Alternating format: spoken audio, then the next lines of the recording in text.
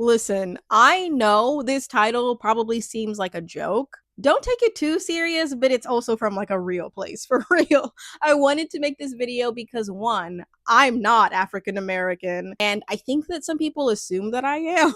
And then two, I just have this desire to be understood and seen for the person that I am, I guess. As I'm growing on YouTube, I kind of just wanted to sit down and explain my identity. In the simplest terms, I'm an adopted African woman living in America, but I moved around a decent amount. And I feel as though the way that I am perceived is as just an African American, but that's not like I am African, I am American, but I'm not African American, which is like, what the hell? Like a thing of itself. Correct, but also not.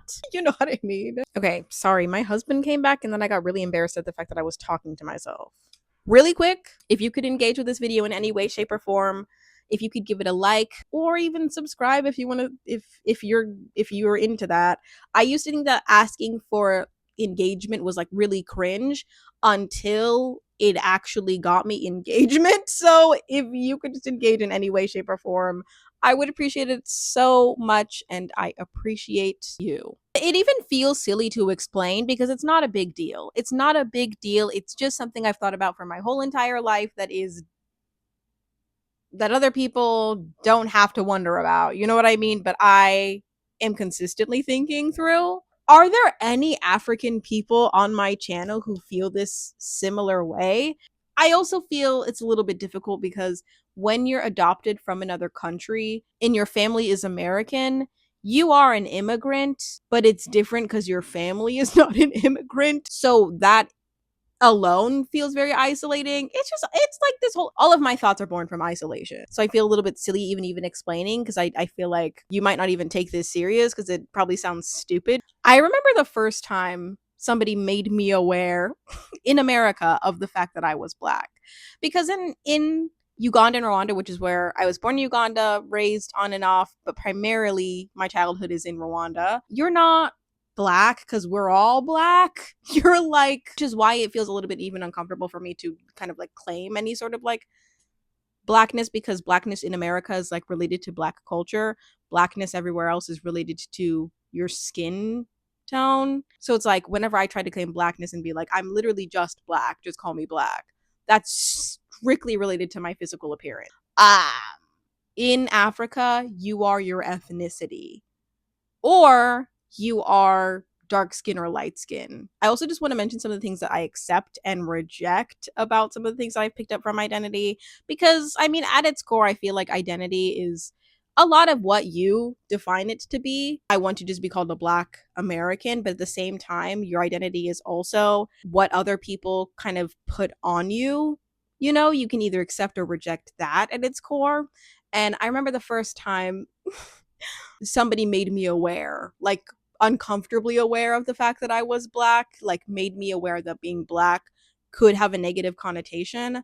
I was in kindergarten. And I feel like if you grew up in a predominantly white area, you probably have a similar story to this. I was in like kindergarten or pre kindergarten. No, wait, developmental kindergarten is what it was called. I was playing with my little friend, my best friend, who was a grade above me. Her little grade above me friends came and asked if they wanted to play with her. And she was like, yeah, can my friend come too? Me? Can Ruth come too? And they looked at me, and I will forever remember this. They looked at me. One of them, I remember exactly who it is. Her teacher, her mom was a teacher at the school even. But she looked at me and said, she can't play with us because she's black. And you know what? It's like, I want to laugh about it now because it's so ridiculous that a child put that on me, but children are just conveying the things that they hear from adults. So they were around some racist adults that were allowing that conversation, I guess. But I remember her telling me that, me internalizing at it as, oh, that's embarrassing for me. Like, that's really embarrassing that she called me out for having black skin.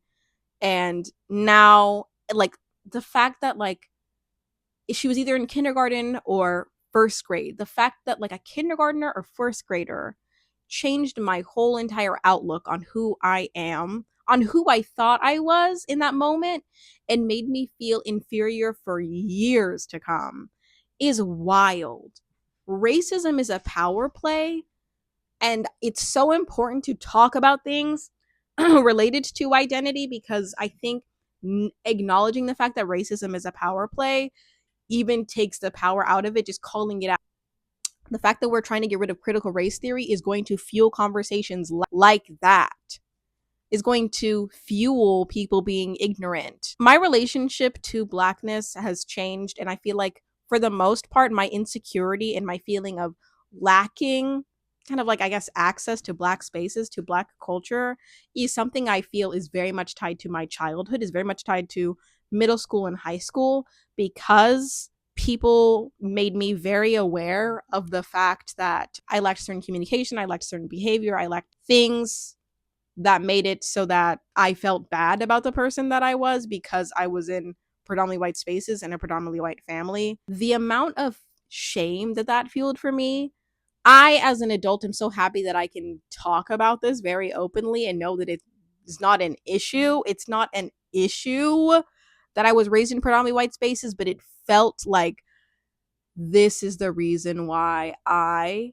don't deserve friends. Like, this is the reason that everybody hates me, and they're valid because I don't fit in the box that we have put Black Americans to be in, which is also a thing in itself.